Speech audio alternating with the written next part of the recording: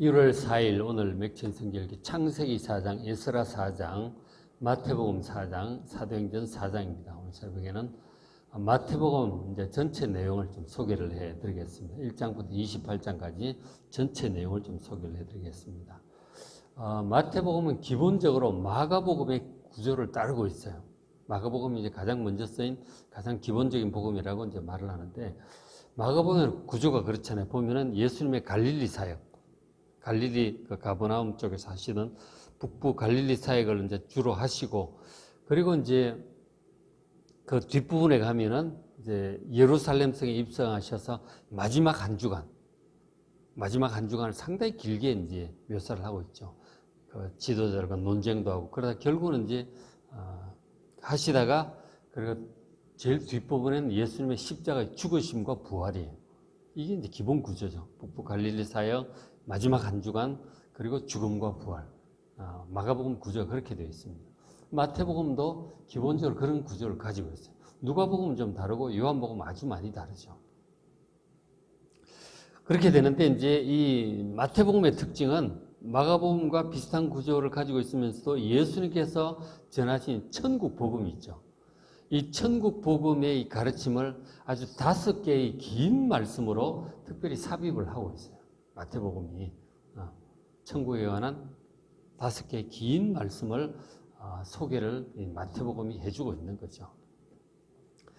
그래서 보시면은 이제 1장, 2장은 예수님의 탄생에 관해서 기록을 하고 있어요. 보면은 동방박사가 찾아온다든가, 헤롯 왕의 박해로 애들이 죽는 거, 그리고 그래서 예수님이 가족이 애굽으로 피난하는 그런 내용이 마태복음 1장, 2장에 나와 있어요. 물론 앞에 예수님 족보도 있고 그렇게 되어 있는데, 예수님의 탄생에 관해서 이제 누가복음하고 요한복음 기록을 하질 않아요. 마태복음하고 누가복음에만 기록이 되어 있습니다. 누가복음에는 이제 뭐 마국간에서 탄생하셨다든가, 뭐 목자들이 와서 경배를 했다든가, 무슨 시몬과 안나가 예수님께 대해서 얘기하는 그런 내용들이 있죠. 근데 이 마가복음은 동방박사, 이제 이런 헤롯 왕의 박해, 피난이 기록이 되어 있어요. 그리고 이제 3장, 4장은 예수님의 공생애가 시작되는 그런 내용이죠. 뭐 세례받고 광야에서 시험받고 갈릴리 사역을 시작하는 그런 내용인데, 이것은 이제 그 마가복음, 누가복음, 마태복음 다 비슷해요. 그렇게 되어 있습니다. 그리고는 이제 5장부터 7장이 예수님의 첫 번째 교훈의 긴 말씀이 있어요. 이거는 마태복음에 이제 특화되어 있죠. 그걸 5장부터 7장을 산상수훈이라고 보통 그렇게 얘기를 하죠. 팔복부터 시작을 합니다. 심령이 가난한 자는 복이 있나니 천국이 그들의 것이며, 천국에 대해서 말씀을 시작을 하시죠. 그래서 어떤 자가 천국 백성이 될 수 있어요. 심령이 가난하고 애통한 자가 천국 백성이 되는 거죠. 그래서 온유해지고 의를 사모하고 하다가 이제 화평케 하는 자가 되죠. 이렇게 천국 백성의 신앙이 변화되고 신앙이 성장하는 과정을 팔복을 통해서 이제 보여주십니다.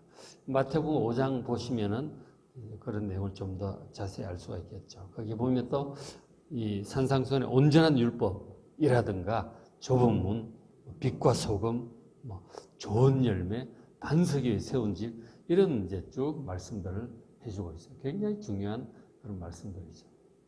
이게 마태복음에, 뭐 누가복음에도 좀 있지만 마태복음에 가장 자세하게 잘 이렇게 정리가 되어 있습니다. 그리고 산상수훈을 하신 다음에 보면은 이제 8장, 9장에 죄의 현실과 구원자 예수의 능력에 대해서 소개를 해줍니다. 그러니까 우리 사람들이 죄로 인해서 어떻게 살고 있는지를 보여주는 거죠.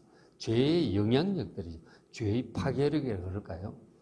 보면 나병이 나오고 뭐 무감각하잖아요. 중풍병, 무기력한 그런 모습이라든가, 열병, 뭐 장애 같은 경우, 보지 못하고 듣지 못하고 걷지 못하는 그런 것들, 그리고 죽음까지도, 이게 이제 우리 인간의 죄로 인한 현실인데 예수님이 이걸 전부 해결을 하시는 거예요. 나병도 고치시고 중풍병도 일으키시고 죄도 사하시고 장애도 고치시고 심지어 죽은 자까지 살리신다는 거예요. 우리 인간의 비참한 죄 현실 문제를 다 해결하시고 마지막으로 죽음까지 살리시는, 죄를 용서하시고 죽음까지 살리시는 구원자 예수님의 능력을 보여주고 있어요. 8장 9장에 집중적으로 보여줍니다. 그렇게 하고 난 다음에 다시 두 번째 예수님의 교훈의 말씀 10장이에요. 12제자를 선택하시고 그들에게 전도에 관해서 교훈하시는 내용입니다. 전도 지침서라고 할 수 있겠죠. 보시면 10장 7절에 가면서 전파해 말하되 천국이 가까이 왔다. 천국 복음을 선포하라고 말씀을 하시는 거죠. 사람들이 전부 땅의 나라에만 쳐다보고 있는데 이 천국, 하늘나라를 가까이 와 있으니 들어오라고 말씀을 하시는 거죠. 가까이 왔다 하고 복음의 내용은 천국이죠. 그 천국으로 인도하는 분은 예수님이시고 그렇잖아요. 그게 천국 복음 핵심이에요. 그러면서 이제 말로만 되는 게 아니니까 8절에 병든 자를 고치고 죽은 자를 살리고 능력도 주셨죠. 귀신도 쫓아내라 하면서 거저 받았으니 거저 주라 하고 이제 말씀을 하시면서 제자들을 보내시죠. 그런데 16절에 보라 내가 너희를 보냄이 양을 이리 가운데 보내는 것 같다. 세상은 이리떼와 같이 서로 물고 뜯고 이제 그렇게 하고 있잖아요. 그런데 이 어린 양과 같은 제자들을 보내는데 참 걱정스럽죠. 그러니까 주님 말씀이 뱀같이 지혜롭게 행하되 비둘기같이 순결하라고 그렇게 말씀을 하셔서 참 쉽지 않죠. 영적인 사역이라고 하는 것이 쉽지 않아요. 이기적이고 속임이 많고 악한 세상에서 정말 바르게 착하게 그런 태도를 가지고 복음을 전한다는 게 얼마나 위험하겠어요. 그래서 초대교회 때 보면은 많은 박해를 당하고 죽기도 하고 그렇게 하죠. 근데 그러면서도 복음은 계속 퍼져갑니다. 어쨌든 이 전도를 하려고 하면 마태복음 10장을 잘 보셔야 되는 거죠. 10장을 잘 보고 해야 되고 그리고 또 하나 이제 요한복음 4장 예수님께서 그 사마리아 여인 수가성 여인에게 복음을 직접 개인 전도하는 장면이 나오죠. 요한복음 4장 그리고 마태복음 10장 이런 것들이 이제 전도 지침서가 된다고 말할 수 있겠습니다. 그 다음에 이제 이어지는 장이 11장, 12장인데 이건 악한 세대를 책망하시는 그런 내용이에요. 그러니까 예수님 말씀을 듣지 않고 귀신이 들렸다 뭐 이래 가면서 막 그래요. 대적을 하고 막 그러죠. 그러니까 그 예수님 책망을 하시는 이제 그런 내용들이 나옵니다. 한번 쭉 보시고. 그리고 나서는 이제 또 세 번째 말씀이 13장에 이어져요. 13장이 천국 비유장입니다. 천국, 그죠? 13장 3절에 보면 씨를 뿌리는 자가 뿌리러 나가서 뿌릴세. 말씀의 씨앗을 뿌리는 거죠. 예수님도 뿌리셨고 저도 뿌리고 있고 전도자들이 뿌리잖아요. 뿌리는데 사람들의 생활 때 천국 말씀을 뿌리지만 이 천국이 자라서 열매를 맺는 사람이 있고 그렇지 못한 사람이 있고 영 신통치 않은 사람도 있다는 거죠.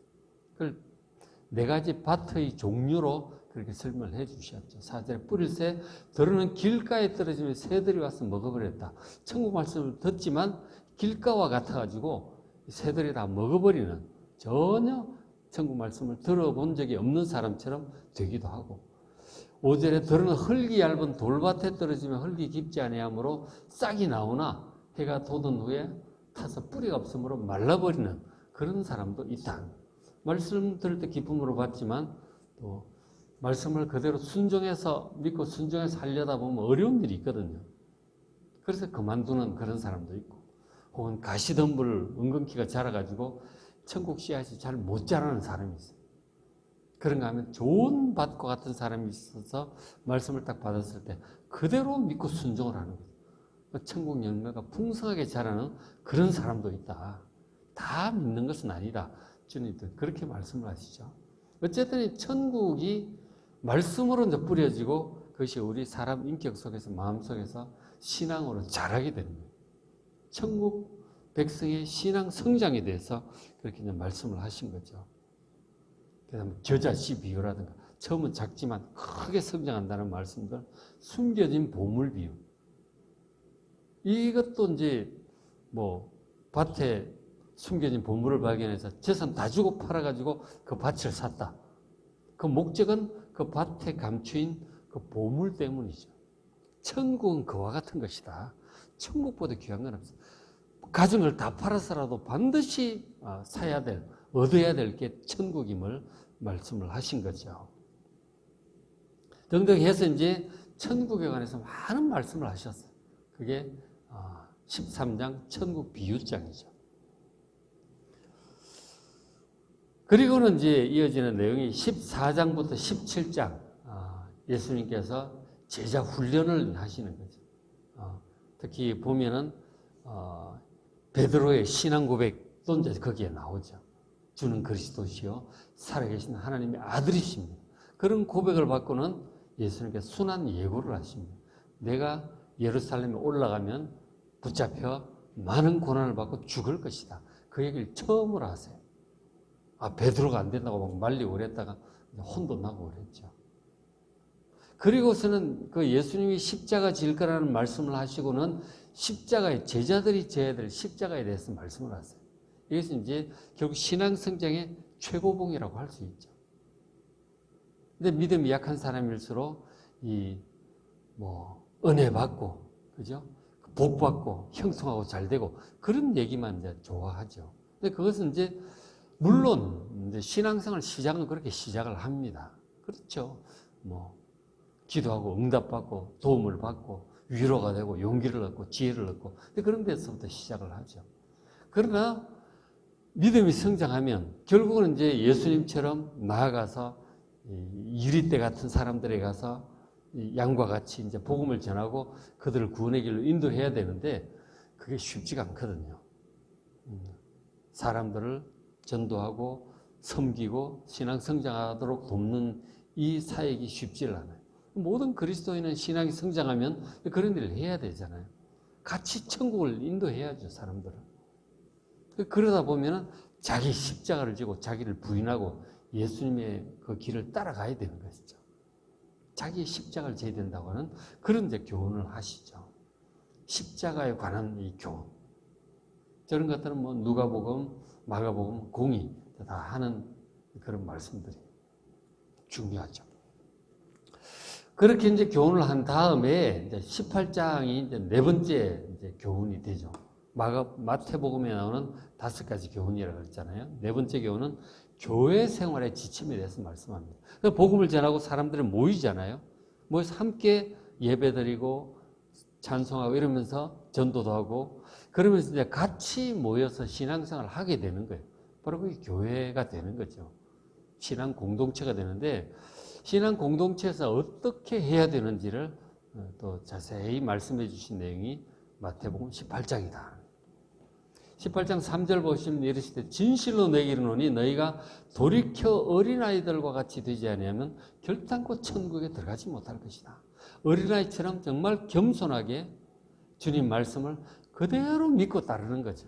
그대로 믿고 그대로 순종하는 것이 어린아이와 같은 신앙이에요. 사람들 앞에서 그렇게 할 필요는 없죠. 그런데 하나님 앞에서, 주님 앞에서 우리가 어린아이 같은 마음을 가져야 되는 거예요. 주님께서 말씀하신 내용 성경에 있죠. 당시 제자들도 그렇고 우리는 복음서를 통해서 주님 말씀을 알 수 있죠. 하나님께서 하셨던 말씀도 우리가 알 수 있습니다. 성경을 통해서. 그래서 이제 우리가 성경 읽기를 꾸준히 하는 거죠. 근데 이런 모든 말씀에 대해서 어린아이와 같은 태도가 필요해요. 그렇구나. 그렇구나.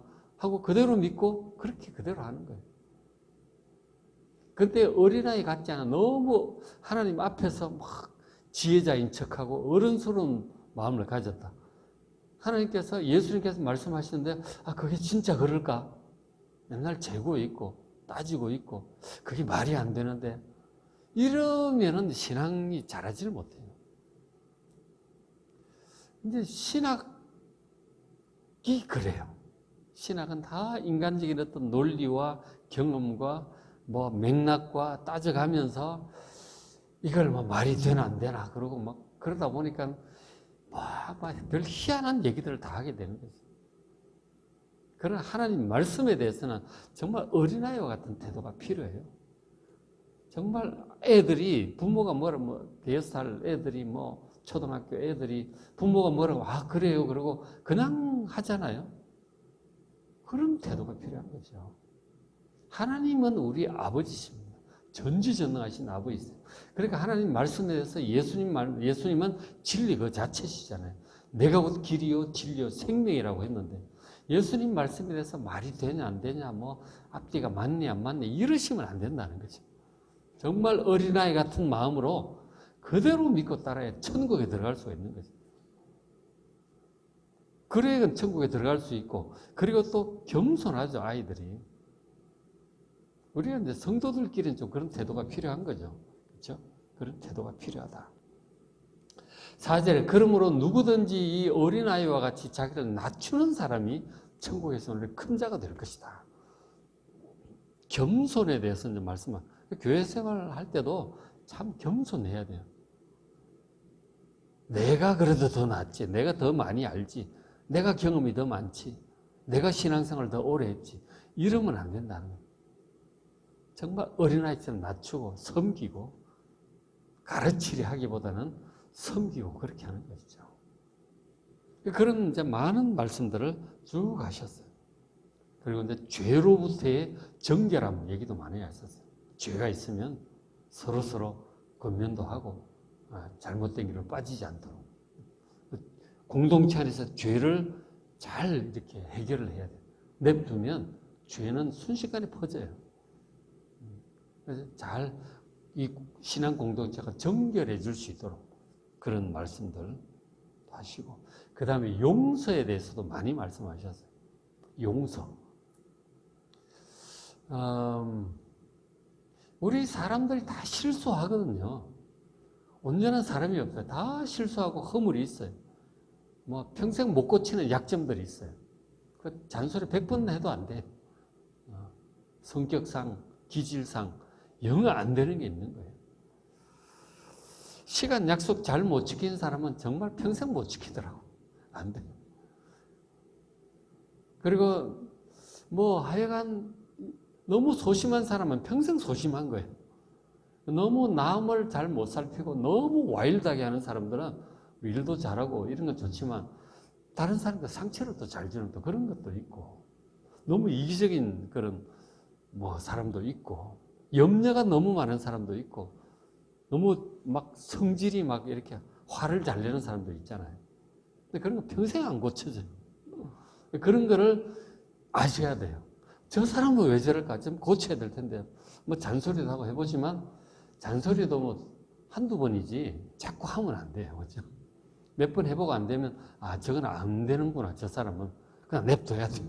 그렇게 살다가 죽게 냅두세요. 그러니까 우리 자신도 그렇잖아요. 자기의 단점을 아세요? 다 자기의 단점이 있잖아요. 못 고치는 것들이 있다니까요. 다른 사람들이 마음에 안 드는 게 나도 있다니까. 어쩔 수 없어요. 그래서 그렇기도 하고 또 어떤 경우에는 뭐 실수를 해서 누군가에게 말실수를 하기도 하고 진짜 실수를 해서 피해를 주기도 해요. 그런 것도 어쩔 수 없어요. 그런 일이 다반사로 일어난다니까. 그래서 사람들을 용서를 하셔야 돼요. 그걸 막 꽁하게 품고 있어. 저거 나한테 이랬는데 이런 말을 했는데 그러고 품고 있을 일이 아니고 잊어버리게 해달라고 기도하셔야 돼요. 용서하고 넓은 마음으로 70번씩 7번까지라도 용서하라고 하시잖아요. 용서하셔야 돼요. 같이 공동체 생활을 하면 마음에 안 들어도 그리고 용납도 해야 되거든요. 있는 그대로 받아줘야 돼요. 자꾸 뜯어고치려고 그러지 마시고 냅두시고 있는 그대로 사랑해 주시길 바랍니다. 그런 이제 교회 생활의 지침이랄까 신앙 공동체 지침에 대해서도 많은 말씀을 해 주셨어요. 그게 마태복음 18장이다 하는 거죠. 그렇죠? 다른 복음서에는 그렇게까지 자세히 얘기 안 하죠.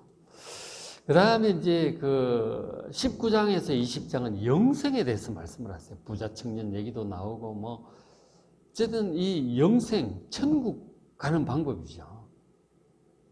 저 잘 보셔야 됩니다. 굉장히 중요하죠. 영생의 길, 19장, 20장. 그리고 이제 21장에서 23장은 예수님께서 이제 예루살렘에 입성을 하세요. 마지막 주간이 시작이 되는 거죠. 종려주일. 그죠? 21장, 2장.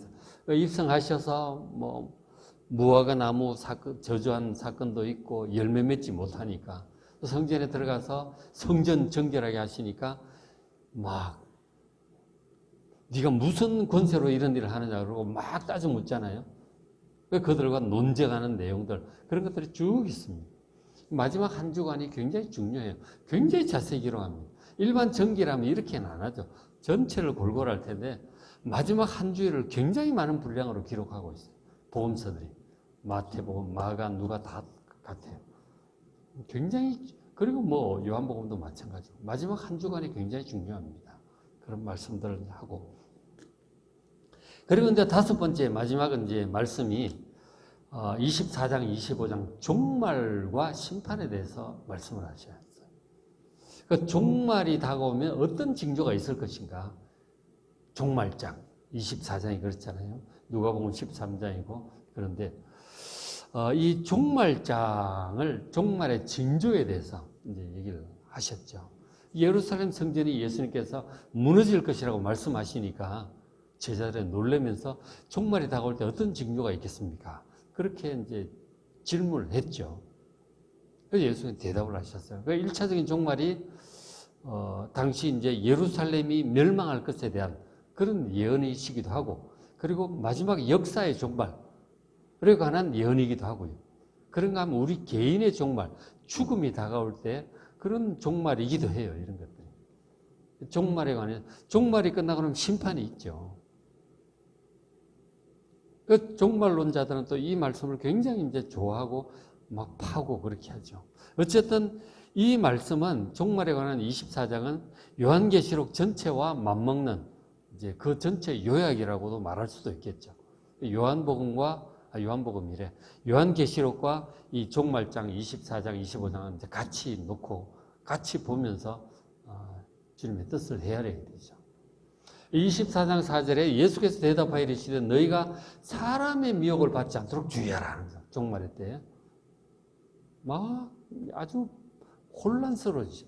5절에 많은 사람이 내 이름으로 와서 이르되 나는 그리스도다. 내가 재림한 예수다. 그렇게 말씀을 합니다. 많은 사람을 미혹할 것이다. 난리와 난리 소문도 들어요. 많은 전쟁, 지진, 난리 소문을 듣게 될 것이다. 너희는 삼가 두려워하지 말라. 이런 일이 있어야 돼. 아직 끝은 아니다. 이제 시작이다. 이렇게 말씀을 하시죠.